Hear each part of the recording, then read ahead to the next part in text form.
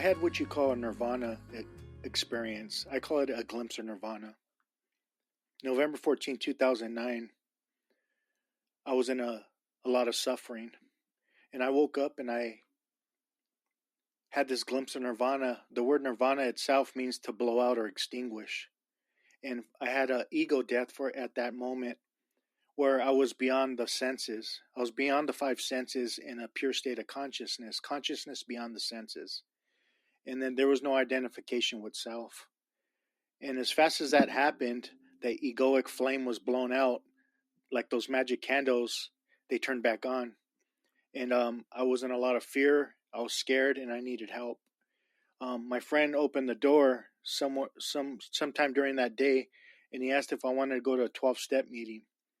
But something happened when I had that experience. I had a shift in consciousness. There's that St. Francis prayer, it is only by dying that one awakens to eternal life, paraphrasing. And I was in a whole new state of consciousness. I knew to the core of my being that I was no longer going to live the way I was living, party the way I was partying, and I was just in a whole different state of consciousness. Or Carl Jung would say, there's no coming to consciousness without pain. I was in so much pain, I finally woke up. I woke up from the dream of thought, the dream of emotions. I was no longer trapped in that suffering. All that unresolved trauma, all that label consciousness and conditioning was kind of stripped away. But a lot of that, some of that came back, but a lot of it was gone, if that makes sense. And then I learned how to live on a spiritual basis through the 12 steps. But during that time, a lot of mysticism came to me. And it's funny because ever since I was a kid, I've always felt this connection with other lives. And I started to find my way through a man named Paramahansa Yogananda. I felt guided by him through spirit, if that makes sense. A lot of teaching started to come to me, and I grew up from the neighborhood. My dad was shot 5 times in 2 different occasions. Mother was sliced in the back over 50 times. A lot of violence. You hear that term, mi vida loca. Well, that wasn't just a saying. It was a way of being. It was a way of life. And that was normal to me. And I've been through my own trials and tribulations, my own traumas and suffering and all that ignorance, and I love the word ignorance because it's an extension of the word ignore. And the more you ignore your daily life on a daily basis, the more you become an ignorant person. And that was me. But for me, spirituality is taking responsibility for my own life, my own actions. And that's what the 12-step living taught me how to do. And then I eventually moved away from the 12 steps because it's hard to be in a box, for me personally. And the dogma and some of the belief systems, I had to move beyond that. And I'm grateful for the 12-step community, but I found my own path, along the way. Thich Nhat Hanh was a huge impact for me. Understanding is love's other name is one of his core messages. And the more I had understanding of myself, which I got through the 12 steps, going through looking at the 4th step, for an example, I looked at my inner self and my beliefs and started to question my perception for the first time in my life.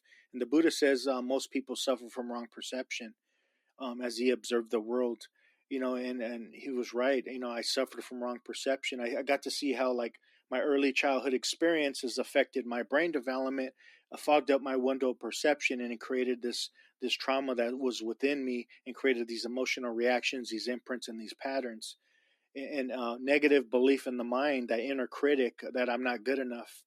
And the more I started to become more aware of that, the more I was able to separate myself from that. And then I can see a lot more clearly. It's kind of like Wayne Dyer when he says, when you change the way you look at things, the things you look at change. And I had to start looking at things from an entirely different angle, more of a broader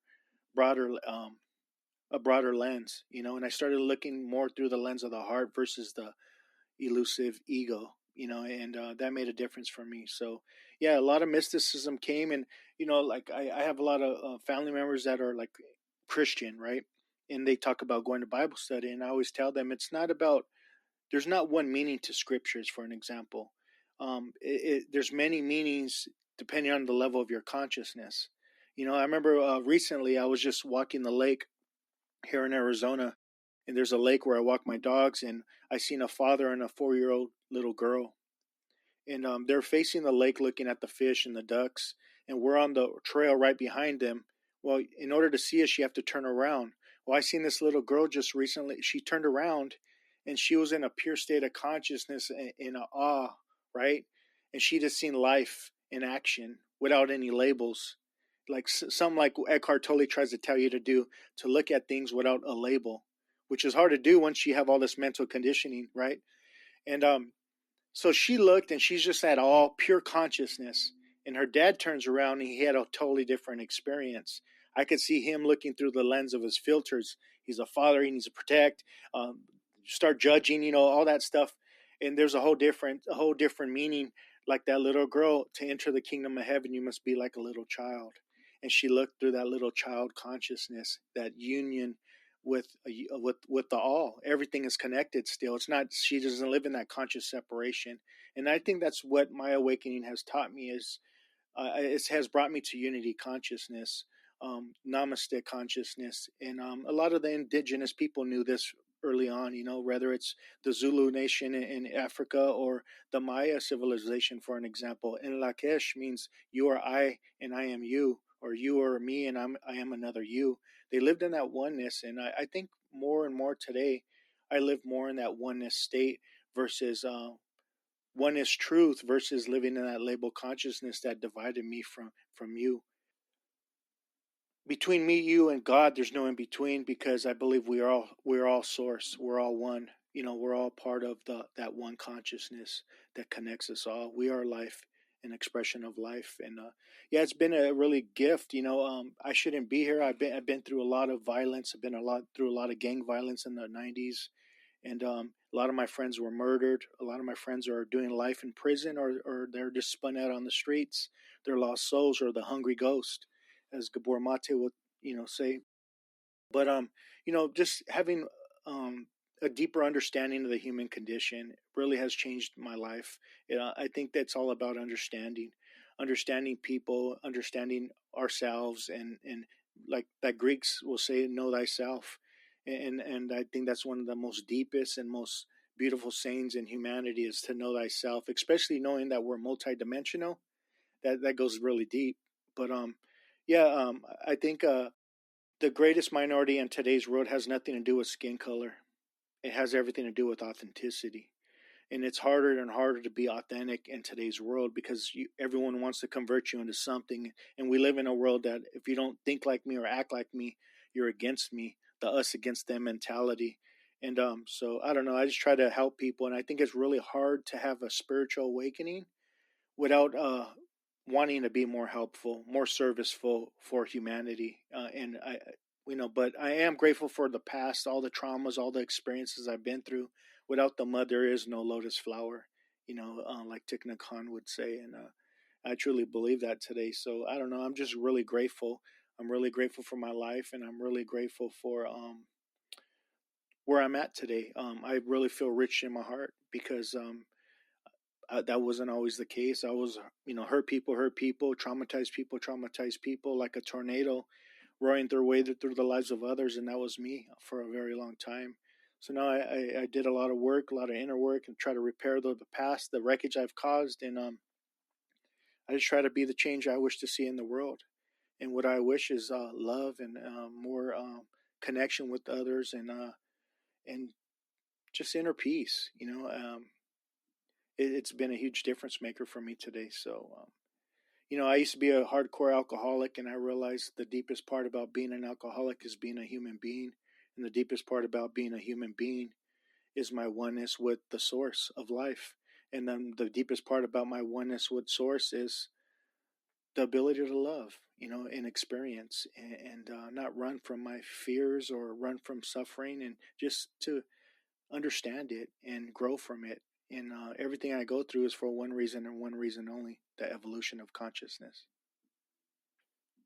But going back to understanding, the world didn't have to change for me to be okay. I did. And that's something I had to learn, and I get to appreciate my mother today for who she is, not the way I want her to be. I get to appreciate my father and his life, and going back and just learning how to question. I always hear people say forgive. I need to learn how to forgive myself. But for me, it's really just learning how to understand situations, understand the traumatic experiences, understand the suffering, understand my parents' background, and maybe they had secrets, maybe they had their own traumas, maybe they had, what was their upbringing about, what was their secrets, what did they go through. And when I can do that, man, like all those resentments, all the anger starts to strip away. They go away because I have that understanding. And like I said, the greatest message I've ever learned from Thich Nhat Hanh was understanding is love's other name. And all the mystics talked about love, and I love listening to universal truth. I talk a lot about mysticism. The Christian mystic Miser Eckhart once said, who Eckhart Tolle named himself after his awakening. Miser Eckhart once said, the mystics will understand, theologians will argue. People start to continue to argue about their religions and their belief systems, but the mystics go beyond that and they tap into the heart, what the Gnostic Christians call true gnosis. Gnosis meaning, wisdom, but not wisdom or knowledge from the mind, but really knowledge from the heart. And you can see there's all universal truth in all these religions and different spiritual movements. And it goes back to love, understanding, compassion, service, um, that we're all connected. And and I think that's the greatest thing I've learned through the mystics is that unity consciousness. And I hate to sound like I'm repeating myself, but that's just the flat out truth for me.